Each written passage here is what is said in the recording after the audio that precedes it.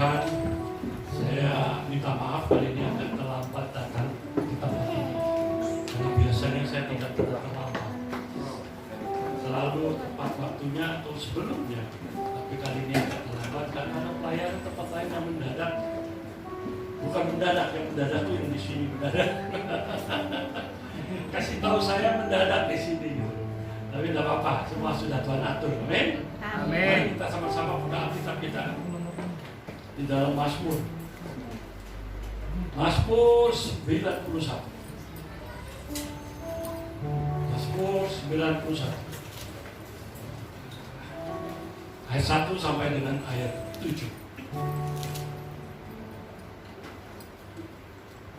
Ya, kita akan baca bersama-sama Mazmur 91 ayat 1 sampai dengan ayat 7. Sudah ketemu semua? Amin. Sudah ketemu? Amin. Sudah bisa lihat di depan aja ya. Oke. Mazmur 91 ayat 1 sampai dengan 7. Dengan perikopnya dalam lindungan Allah. Ya. Pada hitungan ketiga kita mulai ya. Mazmur 91 ayat 1 sampai dengan 7. 1, 2, 3. Orang yang duduk dalam lindungan yang maha tinggi dan bermalam dalam naungan yang maha kuasa akan berkata kepada Tuhan, tempat perlindunganku dan kubu pertahananku, Allahku yang kupercayai. Sungguh Dialah yang akan melepaskan engkau dari jerat penangkap burung, dari penyakit sampar yang busuk. Dengan kapaknya ia akan kesetiaannya ialah perisai dan pagar tembok. Engkau tak usah takut terhadap pedesatan malam, terhadap panah yang terbang di waktu siang, terhadap penyakit sampar yang berjalan di dalam gelap, terhadap penyakit menular yang mengamuk di waktu petang. Walau 1000 berperang di sisimu dan 10.000 sebelah kananmu, tetapi itu tidak akan menyelamat. Amin. Tema firman Tuhan hari ini judulnya adalah di dalam Tuhan ada perlindungan dan pertolongan. Di dalam Tuhan ada perlindungan dan pertolongan. Bapak Ibu yang terkasih dalam Tuhan Yesus Kristus, kalau Bapak Ibu Saudara baca firman Tuhan dari Mazmur 91 ayat 1 sampai dengan ayat 16, saudara bisa memahami, bisa mengerti betapa besarnya kasih Allah itu kepada kita sebagai orang percaya yang senantiasa berlindung kepadanya. Amin. Amin. Ada amin. Amin. Bapak Ibu yang terkasih dalam Tuhan Yesus Kristus, dalam masa sukar saat-saat sekarang ini, kita butuh perlindungan dan pertolongan Tuhan. Kita butuh hadirat Tuhan itu setiap hari. Amin. Kita butuh, Tuhan masih memberi waktu kepada kita, kesempatan untuk kita mendekat kepada Tuhan. Mendekat dan bersandar kepada Tuhan itu membuat kita menjadi orang pribadi yang kuat. Walaupun menghadapi masalah yang sulit sekalipun, kita menjadi orang yang tetap kuat. Dalam kehidupan manusia di dunia ini, kadang-kadang kita sering minta pertolongan Tuhan itu supaya cepat-cepat gitu. Kadang-kadang kita demikian, apalagi dalam keadaan sulit, betul-betul udah nggak tahan gitu. Kita minta pertolongan Tuhan itu secepatnya gitu. Tapi saya mengingatkan kepada Bapak Ibu Saudara yang ada tempat ini, pertolongan Tuhan itu tidak pernah terlambat. Selalu tepat waktunya Dia menolong. Oleh karena itu penting Bapak Ibu Saudara, kita harus sabar menanti jawaban Tuhan. Menanti jawaban Tuhan adalah bagian daripada iman. Bapak Ibu yang terkasih dalam Tuhan Yesus Kristus, saya camkan sekali lagi kepada saudara, imani dan percayalah. Sekali lagi saya katakan, pertolongan Tuhan itu tepat pada waktu. Amin. Amin. Amin. Amin. Kelihatannya lemas ya. Padahal lemas sekali ya. Kenapa? Panas. Panas atau apa? Orang saya pakai jas saja nggak panas kok. Hari ini kita belajar benaran firman Tuhan jauh lebih jauh. Di dalam menghadapi masalah, tantangan, persoalan yang terjadi dalam hidup kita, apa yang harus kita lakukan sebagai orang percaya? Di dalam menghadapi masalah, tantangan, persoalan, apa yang harus kita lakukan sebagai orang percaya? Ada 6 pelajaran yang akan saya sampaikan kepada saudara yang ada. Yang pertama, kita harus belajar terbuka. Belajar terbuka. Keterbukaan itu adalah awal dari pemulihan. Keterbukaan itu adalah awal terjadinya pemulihan. Orang yang menutup diri tidak akan mendapat pertolongan dari Tuhan. Orang yang suka menutup diri, nggak pernah ngomong sama Tuhan, tidak pernah berdoa sama Tuhan, saya kasih tahu saudara, tidak akan mendapat pertolongan. Jangan berharap kita akan mendapatkan sesuatu. Firman-Nya berkata, terkutuklah orang yang mengandalkan kepada manusia, yang mengandalkan kekuatan sendiri dan hatinya yang menjauh dari kita. Jadi jangan berharap kalau kita itu bisa mendapat suatu pertolongan, jawaban doa kita. Kalau kita suka menutup diri, mulai sekarang kita buka hati kita di dalam. Jangan simpan dalam hati. Ngomong. Bawa permasalahan kita kepada Tuhan. Apa yang menjadi masalah? Apa yang menjadi persoalan? Saya mau kasih tahu saudara ya, saat sekarang ini banyak orang-orang percaya yang punya problem dalam keluarga Tuhan. Baik dalam keluarganya, dalam pekerjaannya, dalam usaha. Oleh karena itu Bapak Ibu Saudara, banyak orang Kristen itu stres sekarang ini. Ada yang stres nggak di sini? Ada. Ada yang stres? Ada. Nggak ada. Nggak ada ngaku. Oh gitu. Benar Bu. Saya kasih tahu saudara yang ada di tempat ini. Mari kita belajar terbuka, serahkan segala permasalahan itu kepada Tuhan. Amin. Filipi 4 ayat 13 Tuhan berkata, segala perkara dapat kutanggung dalam Dia yang memberi kekuatan kepada. Tuhan akan memberikan kekuatan kepada kita dalam menghadapi segala masalah, tantangan, persoalan dalam hidup. Oleh karena itu Bapak Ibu yang ada di tempat ini, mari mulai sekarang serahkanlah semuanya kepada Tuhan. Roma 8 ayat 28 firman Tuhan berkata, kita tahu sekarang Allah turut bekerja dalam segala sesuatu untuk mendatangkan kebaikan bagi mereka yang mengasihi Dia, yaitu bagi mereka yang terpanggil sesuai dengan rencana Allah. Jadi mari, rencana Allah itu sangat indah dalam hidup kita. Kita serahkan semuanya kepada Tuhan. Jangan cuma masalah kau tanggung sendiri. Ngomong sama Tuhan gitu.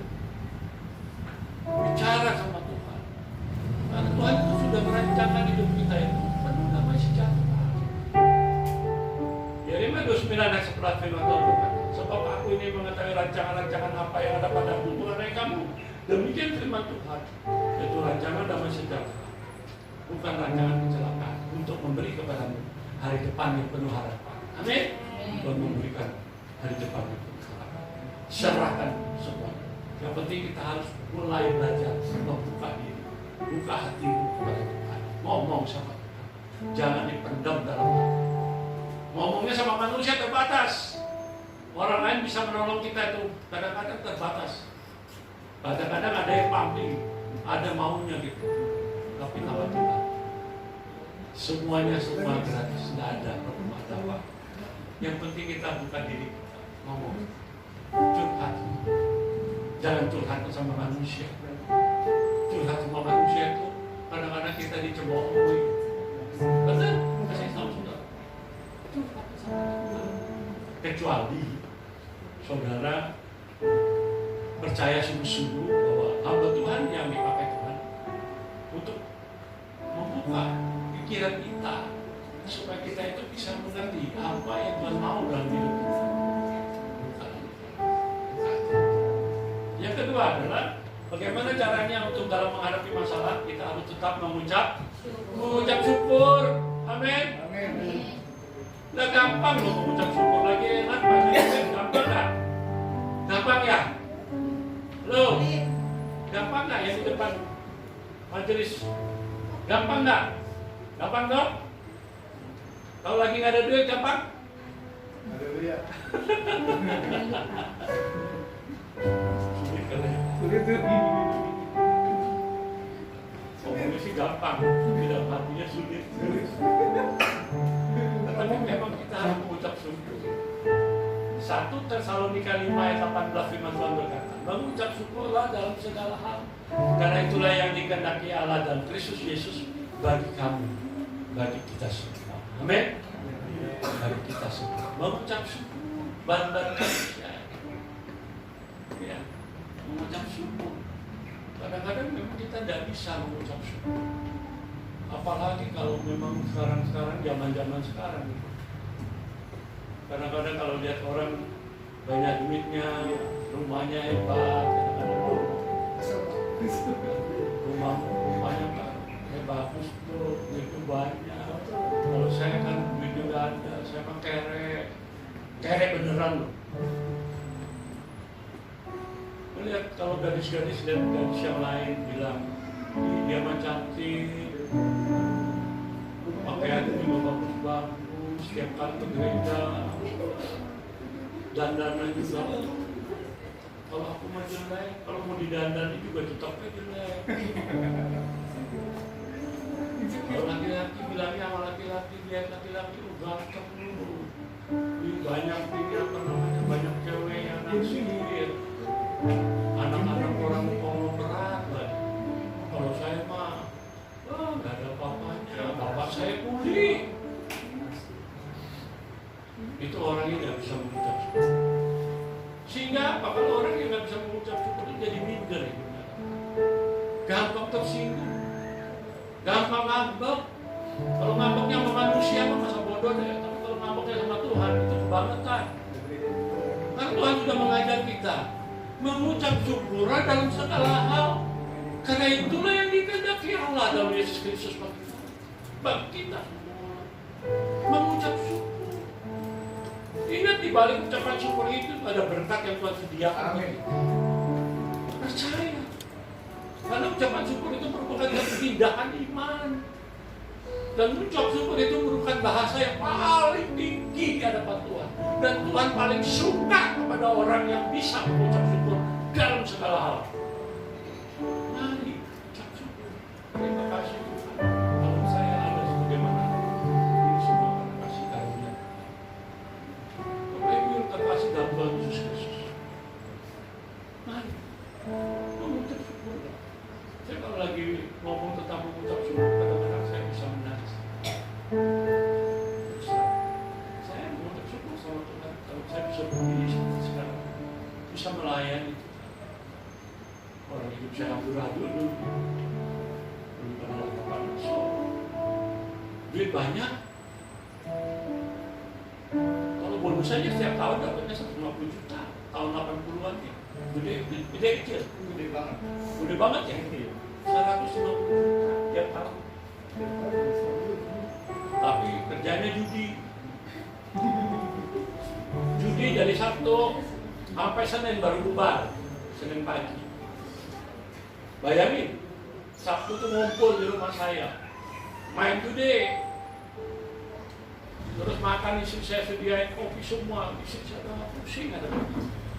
Makanya saya kasih tahu saudara, seorang istri itu adalah pendoa, penolong yang sepadan dalam rumah tangga. Kalau bapak ibu, bapak-bapak, jangan ibunya ya, bapak-bapak punya istri, percayalah bahwa istrimu itu selalu mendoakan bapak-bapak. Amin. Jadi jangan suka ngambek sama suamimu. Kalau minta sesuatu duit nggak ada, ngambek gitu loh. Jangan. Dulu kan 150 juta, bayangin bisa beli mobil 3 sekali. Waktu itu Tijam itu masih 40 jutaan, 50 juta. Kalau dulu kalau masih kena panas semua, bisa setiap tahun dapat mobil. Bisa dapat mobil toh, saya tahu. Bagus dulu Mbak. Ayo dong, itu saya punya perusahaan gimana? Hah? Soalnya sampai sekarang belum ada jawaban saya dari Tuhan. saya butuh pertolongan dari hambanya juga, doain, bantu doa. Ya, saya kadang-kadang berpikir ya, waktu saya ini singkat terus sampai. Saya nggak tahu beberapa waktu ini pikiran saya itu melayang-layang. Melayang-layang itu, ini untuk mempersiapkan firman Tuhan aja saya bilang sama istri saya dulu, tapi saya nggak cerita apa-apa. Saya cuma bilang sama istri, Meng, pikiran saya butak ya, istilahnya butak loh. Saya baca firman Tuhan, ya yang udah hafal sih nggak usah ngomong ya, yang baru gitu, yang baru itu sulit nempel di kepala saya. Jadi apa yang harus saya lakukan? Nah, saya kasih tahu saudara aja yang ada tempat ini. Saya minta doa dari Bapak Gembala untuk rumah saya sudah ditawar 2,2, tapi saya minta 2,5 M. Kalau 2,2 itu termasuk terlalu murah sebetulnya. Tapi ditawar 2,2 itu terus kemudian saya boleh tinggal 2 tahun gratis. Tapi rumah itu terus terang aja memang rumah udah tua, tapi masih bagus. 2,5 M kalau laku, ya saya sudah tulisin tuh buat siapa-siapa, sudah saya tulis. Jadi saya nggak perlu duit. Yang penting saya bisa tempat tinggal yang kontrak kecil. Buat saya suami istri. Waktu saya kapan lagi? Orang saya udah umur 70-an. Mungkin masih ada kesempatan melayani Tuhan, saya layani Tuhan.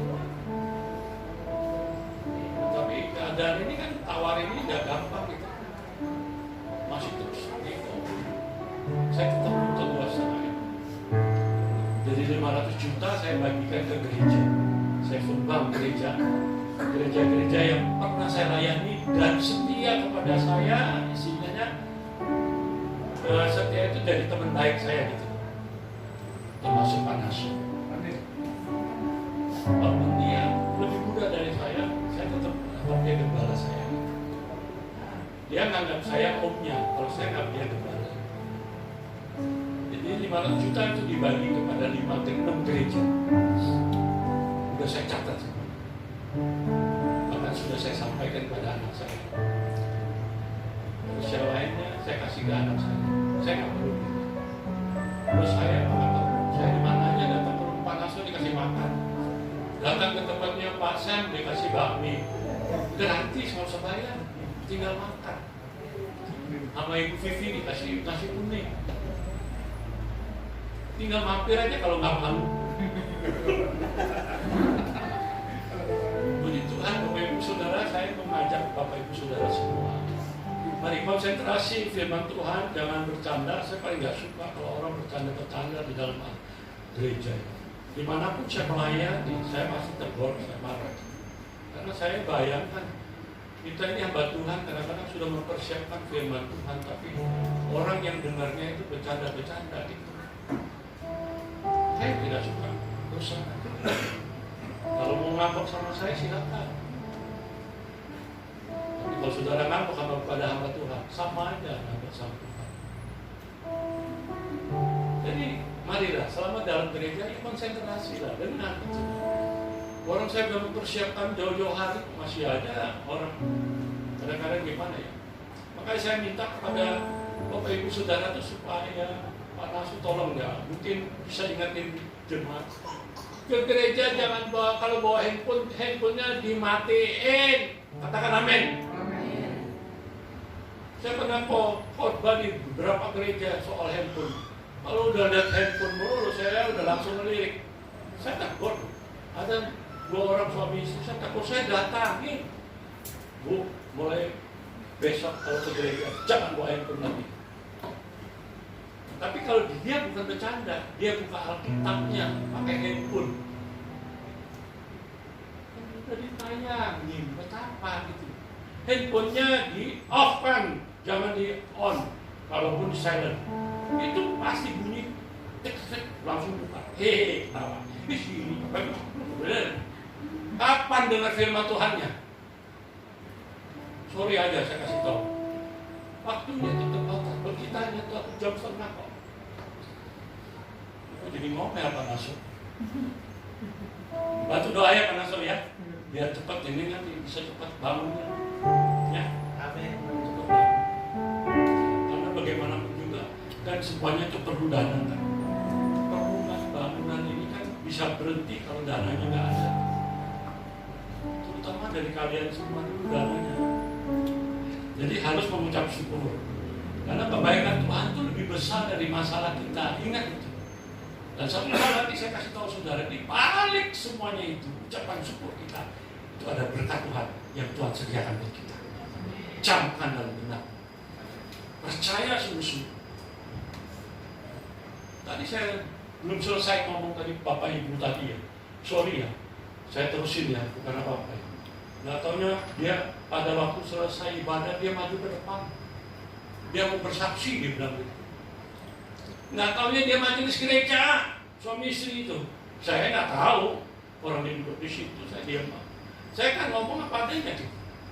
Mulai sekarang, saya pulang dari tempat ini, saya beli Alkitab. Saya tidak akan pakai handphone lagi baca Alkitab. Wah, puji Tuhan. Saya nggak enak. Tapi ada satu gereja lagi. Waktu saya datang ibadah, waktu saya ngomong begitu, soal pakai handphone gitu. Terus apa yang terjadi? Saya lagi makan dengan istri saya, dia samperin pendetanya. Pak Endrawan, saya terima kasih ya. Bapak sudah negur jemaat saya untuk jangan pakai handphone buka Alkitab. Kan sudah ditayangkan, sudah ada. Ya, handphone boleh bawa, tapi ini saya baca. Terima kasih ya Pak Endrawan. Padahal saya udah mau ngomong dari kemarin nggak nyampe, nggak bisa nyampe. Dalam hati saya, lu takut aja ngomong sama jemaat lu gitu. Betul nggak? Kalau gembala ngomongnya takut tersinggung, ngambek. Kalau sama saya ngambek, ya nggak masalah. Ya, Pak Nasur nggak ngambek sama saya. Ini kalau sekalian yang ngambek sama saya, rugi kalian. Saya kasih tahu saudara. Betul, benar. Oleh karena itu mari tetaplah mengucap syukur apapun yang terjadi. Amin. Yang ketiga, dalam menghadapi masalah apa yang harus kita lakukan, berbuat baik ya, walaupun dalam kesulitan. Berbuat baik walaupun sulit, kayak apapun saudara masih bisa berbuat baik. Saya yakin dan percaya Tuhan akan mengingat apa yang saudara lakukan. Gak gampang berbuat baik dalam keadaan sulit. Lagi bokeh, mau bantu orang lain, bisa nggak? Susah. Ya. Kalau kita berbuat baik itu, firman Tuhan berkata, kalau kita menabur, dikatakan dalam firman Tuhan, barang siapa menabur sedikit akan menuai sedikit, dan barang siapa menabur banyak akan menuai banyak. Bahkan dikatakan, kita kalau menabur pasti akan menuai. Bapak Ibu Saudara, kalau kita melakukan sesuatu, berlakukanlah memberi itu dengan hati yang penuh sukacita, sukarela, tidak sedih hati, tidak terpaksa. Kalau ngasih sesuatu itu harus tulus, amin, ikhlas gitu loh. Kalau memberi pada hitung-hitungannya ada pamrihnya, saya kasih tahu saudara-saudara tidak akan mendapatkan sesuatu dari Tuhan. Lakukanlah dengan setulus. Ini ada ceritain, mungkin saya pernah cerita di sini, silakan kalau pernah dengar. Pertama adalah ada seorang om. Kalau duduk di gereja saya tunjukkan sebelah sini ya, maaf bukan maksudnya bapak ya. Duduknya di situ terus. Om umurnya udah 70 tahun. Terus sampingnya itu ada seorang pemuda yang sudah kerja ya, artinya sudah cukup mapan. Duduknya benar. Mereka berdua tuh duduknya selalu bersamaan di tempat yang sama di deretan itu. Seperti kita sekarang itu kan begitu kan? Ya, benar ya. Kalau duduk itu kayaknya bangkunya udah di booking gitu loh, udah dikontrak. Ya, benar ya. Benar, saya perhatiin kalau ibu itu duduknya selalu di belakang situ, selalu kayak udah ngontrak di situ. Di gereja aja udah ngontrak tempat bangkunya. Di surga nggak ngontrak, Tapi Tuhan sudah siapkan, Bu. Tuhan sudah siapkan. Lantai ini dari emas. Ya. Karena saya perhatikan dulu ada seorang ibu kalau pergi gereja, itu jalan datangnya terlambat, tapi jalannya duduknya mau paling depan lagi. Herannya saya udah terlambat, duduknya paling depan dan jalannya begini. Tahu kenapa jalan begitu? Pamer. Tangannya gelangnya penuh pakai emas. Padahal nanti di rumah di surga sana, rumah kita itu dari lantainya dari emas. Temboknya itu penuh dengan mutiara, penuh dengan berlian. Di sini nggak ada apa-apa, makanya jangan sombong jadi orang. Ya. Sampai muda memperhatikan si bapak tadi, om tadi pakai baju, nah itu dulu. Nanti buatnya udah kerahnya maaf kata kalau baju dipakai terus itu sudah mulai apa sobek ya. Ya. Tapi disetrika terus licin sih. Tapi pakainya itu terus. Lalu dia bilang dalam hati, ya minggu depan kalau saya datang ke gereja ketemu sama om, saya kasih dia baju. Jika ketika minggu ketemu lagi sama si om itu lagi, pakai bajunya itu lagi. Terus kemudian pulangnya dia bilang sama om, ini ada berkat dari Tuhan. Tapi bukannya di rumah ya om, dia buka di rumah. Ada baju. Luar biasa. Memberi dengan sukacita. Cerita yang kedua, ada seorang ibu yang pulang kerja umurnya sekitar 60 tahun, dia mau naik mobil tiba-tiba mobilnya mogok pinggir jalan. Dia untung nggak ada tengah jalan, di pinggir mogok, nggak bisa jalan. Dia nggak tahu apa yang harus dilakukan. Nggak jalan-jalan mobilnya. Orang yang lalu lalang nggak, yang ada mau perhatikan dia, masa bodoh. Tapi ada seorang laki-laki naik kendaraan motor pulang kerja juga rupanya, terus dia samperin tuh ibu sambil memperlihatkan identitas dia, name card, dia punya name card, kartu identitas dia kerja di mana. Dia bilang, Bu, saya seorang mekanik dari perusahaan ini kartu nama, ini name card saya. Kenapa mobil ibu mogok? Saya bisa betulin? Oh boleh. Ya betul itu mobil. Dia buka kap, tolong buka mesin, dibuka dia lihat. Orang mekanik kan ngerti, dia lihat aja. Ternyata akinya plusnya itu berkerat, ada karatnya. Sudah mulai putih-putih gitu. Tolong kalau yang punya mobil, perhatikan akinya itu selalu. Kalau kotor itu bersihkan, karena itu bikin mogok nanti. Setelahnya nggak berjalan, nggak mengalir. Terus kemudian dia bersihin, terus dipasang kembali. Dia bilang sama ibu itu, Bu, tolong di starter kembali. Waktu di starter, hidup mobilnya. Halo, terima kasih nak. Wah, dia bilang gitu. Terus kemudian dia keluarin duit, ambil dari dompet, dia kasih anak muda itu. Nah, ini pasti buat kamu ya, buat jajan 100.000. Dan anak muda bilang, nggak usah, nggak perlu. Saya menolong ibu itu dengan sukacita, dengan sukarela. Nggak apa-apa. Terus ibu bilang, betul nak, iya, terima kasih. Luar biasa. Dia bilang dalam hati, kok masih ada orang yang sebaik anak muda itu. Dia menolong orang tanpa pamrih. Oleh karena itu, dia berpikir dalam hati, ini pulang, saya mau makan nanti, saya juga akan berbuat baik pada orang lain. Saya emang belajar seperti anak muda. Jika cerita dia makan di satu restoran, sebelum makan dia mau makan ya, dia panggil pelayan itu. Tadi pelayan itu menghampiri dia dengan jalannya sudah goyang-goyang itu. Maksudnya apa? Ngerti maksudnya apa? Hamil gede, hampir 8 bulan, 7 bulan, 8 bulan. Gitu.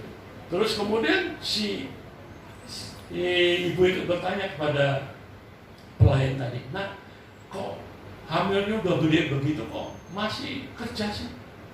Iya Bu, saya kerja ini untuk biaya tambah melahirkan, untuk biaya tambah pada saat melahirkan. Oh gitu ya.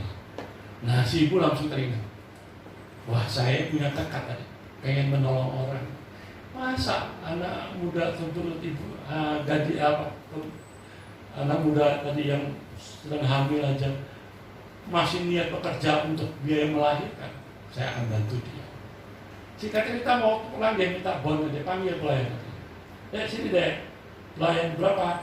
50.000 Bu. Ya keluarin duitnya dari dompet. Kasih 1 juta. Bu, banyak amat Bu. Iya, biaya makannya 50.000. 950.000-nya buat kamu, buat tambah melahirkan. Lalu dia sambil berdiam diri, dia mencucurkan air mata. Dia sedih, senang, bercampur aduk semuanya. Singkat cerita dia pulang. Pulang sampai rumah, dia ketemu sama suaminya, dia bilang sama suaminya, "Bin, tadi aku terima berkat." Kebetulan mereka orang Kristen. Saya terima berkat dari seorang ibu. Makan cuma 50.000, tapi dia kasih 1 juta. Dia bilang sama saya 950.000-nya buat biaya tambah melahirkan. Biaya melahirkan. Lalu mereka berpelukan mengucap syukur sama Tuhan. Terima kasih Tuhan Yesus. Siapa laki-laki suaminya itu? Kamu tahu nggak siapa suaminya? Loh, kamu kan kenal. Siapa suaminya? Ada yang tahu siapa suaminya?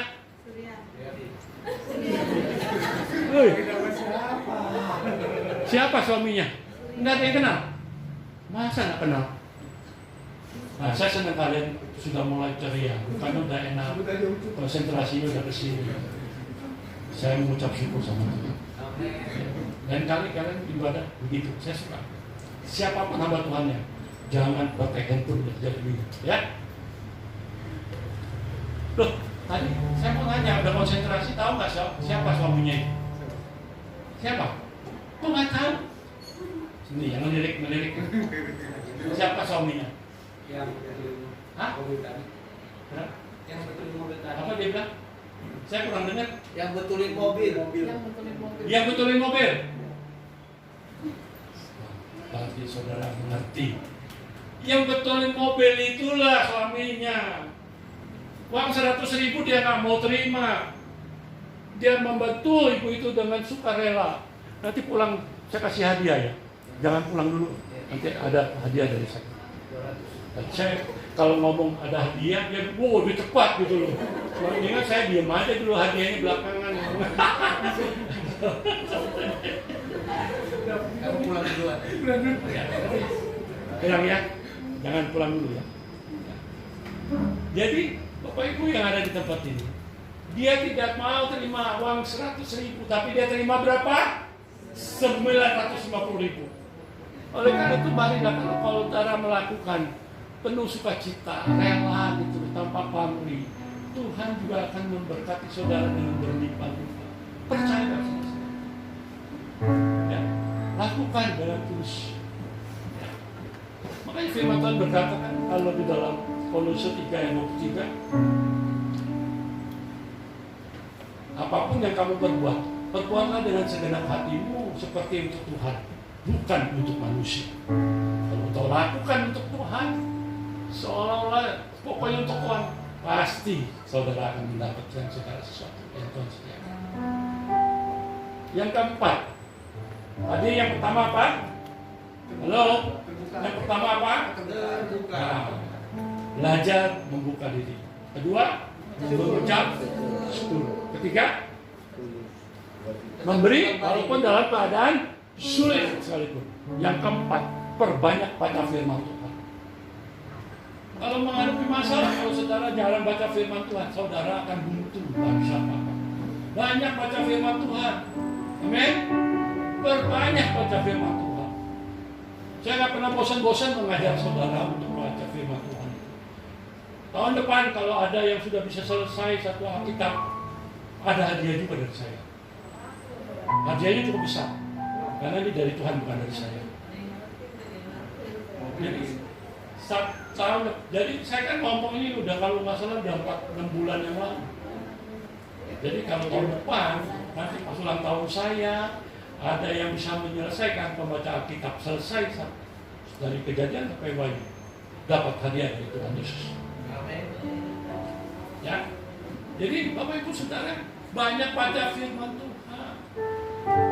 2 Timotius ayat 16 firman Tuhan berkata, segala tulisan yang diilhamkan Allah memang bermanfaat untuk mengajar, menyatakan kesalahan, untuk memperbaiki kelakuan dan mendidik orang dalam kebenaran. Ada 4 poin. Semuanya ada di situ semua. Banyak, perbanyak baca firman Tuhan. Amin. Amin. Oh, amin ini ada. Amin. Banyak baca firman Tuhan. Kalau saudara banyak baca firman Tuhan, otomatis saudara akan itu kan sudah cintanya Tuhan sama kita kan. Benar nggak? Kita bicara sama Tuhan melalui Alkitab kita baca. Oleh karena itu Bapak Ibu Saudara yang terkasih, perbanyak baca firman Tuhan. Dari kejadian sampai dari harus selesai, berulang-ulang. 1 hari 1 pasal, berarti 2 tahun 8 bulan baru selesai. Kalau tahun depan bulan Februari udah dekat, nggak selesai kalau bacanya cuma 1 hari 1 pasal. Jadi harus berapa? Kalau sudah mulai dari kemarin 1 hari 4 pasal, berarti 8 bulan selesai. Kalau nggak baca sebanyak seluruh hari, ya, saya yakin dan percaya saudara bisa berbanyak baca firman. Ya. Yang kelima, terus kita harus melakukan firman Tuhan itu dengan segenap hati kita. Udah mendengar firman Tuhan, baca firman Tuhan, kita juga harus mempraktekkan firman Tuhan itu. Kita harus lakukan firman Tuhan itu. Banyak orang yang kadang-kala ya berkata bahwa dia mau melakukan firman Tuhan. Makanya dikatakan dalam Lukas 11 ayat 28 dikatakan, yang berbahagia adalah orang yang mendengar firman Kristus dan yang memeliharanya di dalam. Artinya mendengar firman Tuhan itu, merenungkan firman itu siang dan malam dan melakukannya dalam hidupnya. Dia adalah orang yang berbahagia. Maka dikatakan di dalam Yohanes 14 ayat 15, firman Tuhan berkata, jikalau kamu mengasihi aku, kamu akan menuruti segala perintahku. Jadi kalau kita mendengar firman Tuhan dan kita lakukan menuruti segala perintah, maka apapun yang saudara lakukan, saya yakin percaya semuanya akan berjalan baik, semuanya mulus, semuanya terjadi. Lakukan firman Tuhan. Yesaya 48 ayat 18 firman Tuhan berkata, sekiranya engkau memperhatikan perintah-perintah, maka damai sejahteramu akan seperti sungai yang tidak pernah kering, dan kebahagiaanmu akan terus berlimpah seperti gelombang-gelombang laut yang tidak pernah berhenti. Pegang firman Tuhan, percaya dengan sungguh-sungguh firman Tuhan. Saya yakin dan percaya segala persoalan pasti akan selesai. Yang terakhir, yang keenam, dalam menghadapi masalah, apa yang harus kita lakukan? Yang terakhir adalah apa yang harus kita lakukan? Kita harus beriman dan percaya kepada Tuhan. Kalau kita beriman dan percaya pada Tuhan, tidak usah khawatir dan masalah tidak ada persoalan kecil dalam hati kita. Iman, contoh tentang iman itu ada 2 orang. Dan satu adalah perwira Kapernaum. Seorang perwira Kapernaum, pada waktu Yesus datang ke kota Kapernaum dan bertemulah dengan perwira itu. Lalu perwira itu menghampiri Yesus dan berkata, Tuhan, panggilnya Tuhan, hambaku sedang sakit di rumah, tolong Tuhan sembuhkan dia. Tuhan tolong sembuhkan dia. Apa yang dikatakan Yesus? Baik, aku akan datang ke rumah. Lalu dia berkata apa perwira? Tuhan, saya tidak layak menerima Tuhan datang ke rumah. Tetapi katakan sepatah kata saja, maka hambaku sembuh. Itu bicara apa? Iman. Katakan sepatah kata saja, hambaku sembuh. Saya mau kasih tahu, sembuh gak orang? Langsung cespleng. Makanya firman Tuhan berkata, kalau saudara baca dalam Matius 8 ayat 8 dikatakan firman Tuhan, Yesus berkata kepada orang banyak pengikut-pengikutnya, dia berkata, tidak pernah aku jumpai iman sebesar itu sekalipun di antara orang Israel. Sungguh luar biasa. Sembuhlah hamba. Yang kedua contoh, ada seorang wanita yang sakit pendarahan selama 12 tahun. Saudara bisa bayangkan namanya orang yang sakit pendarahan selama 12 tahun bisa seperti apa? Nah, dikatakan di Alkitab dikatakan dia punya uang habis untuk berobat. Bayangkan. Tapi dia waktu ketemu sama Yesus dia berkata, dia baru dalam hatinya, dia baru belum ngomong, di dalam hati doang. Dia berkata, asal ku jamah jubahnya, aku sembuh. Belum ngomong. Maka di dalam Matius 6 ayat 8 bagian B, sebelum kamu minta, Bapa di surga sudah tahu apa yang kamu butuhkan. Makanya pada waktu dia ngomong begitu dalam hati, langsung Yesus merasa ada yang memegang iman besar iman. Selamat engkau, jadilah sembuh. Ibu yang terkasih dalam Tuhan Yesus Kristus. Yang penting kita imani dan percaya. Tuhan, bagi Tuhan itu tidak ada yang mustahil. Apa yang menjadi masalah persoalan? Katakan sama Tuhan, ngomong sama Tuhan. Semuanya pasti akan beres. Yang penting imani dan percaya. Mujizat pertama yang terjadi itu di dalam Alkitab di mana kejadiannya? Tuhan Yesus melakukan mujizat yang pertama kali apa?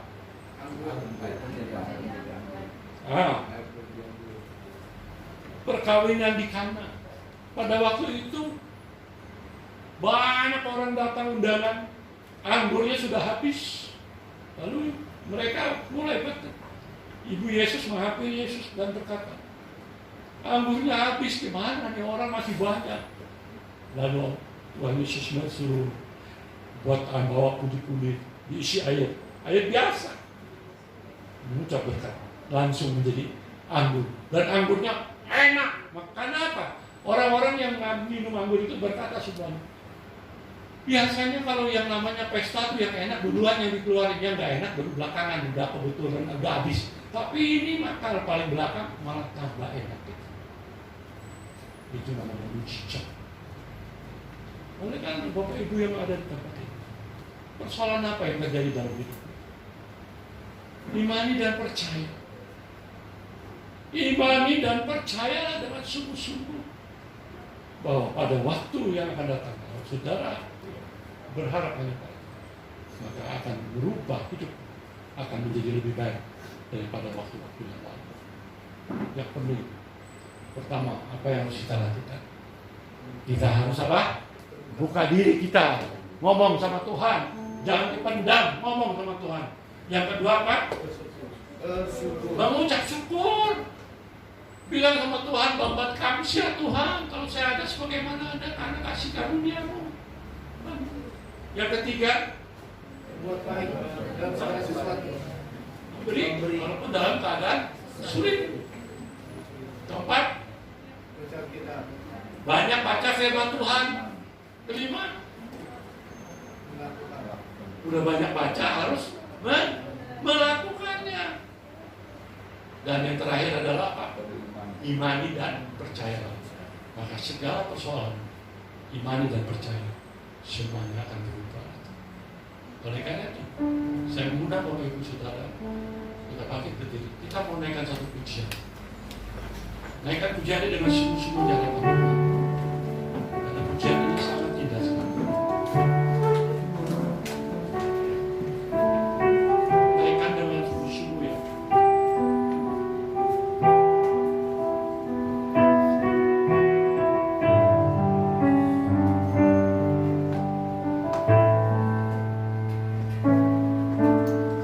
Ku yakin saat kau berfirman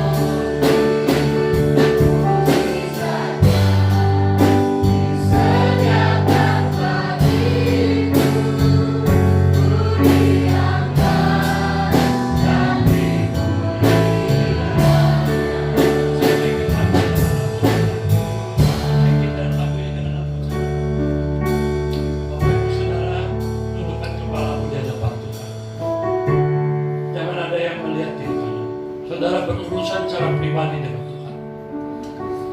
Saya percaya firman Tuhan yang disampaikan itu hari siang ini itu merupakan berkat buat saudara. Kalau saudara sungguh-sungguh mensimak firman Tuhan tadi, maka saudara menjadi orang yang percaya sungguh-sungguh pada Tuhan. Karena bagi Tuhan tidak ada yang mustahil. Apa yang menjadi persoalan, apa yang menjadi masalah, Tuhan akan buka jalan buat saudara. Mungkin saudara butuh pertolongan dari orang lain sebagai hamba Tuhan. Mungkin saudara mau mengambil Tuhan, mengutarakan masalahmu kepada orang hamba Tuhan. Mari, saya undang kalau Bapak Ibu Saudara mau maju ke depan, silakan. Saya akan berdoa buat Bapak Ibu Saudara. Tidak usah malu-malu. Mungkin saudara punya beban soalan yang sampai hari ini belum selesai. Kalau sudah selesai, puji Tuhan. Bagi saudara semua baik-baik. Semuanya dalam keadaan sehat walafiat. Semua masalah ekonomi, keuangan saudara, semuanya berjalan baik. Keluarga saudara rukun. Ini adalah kasih karunia. Oleh karena itu, mari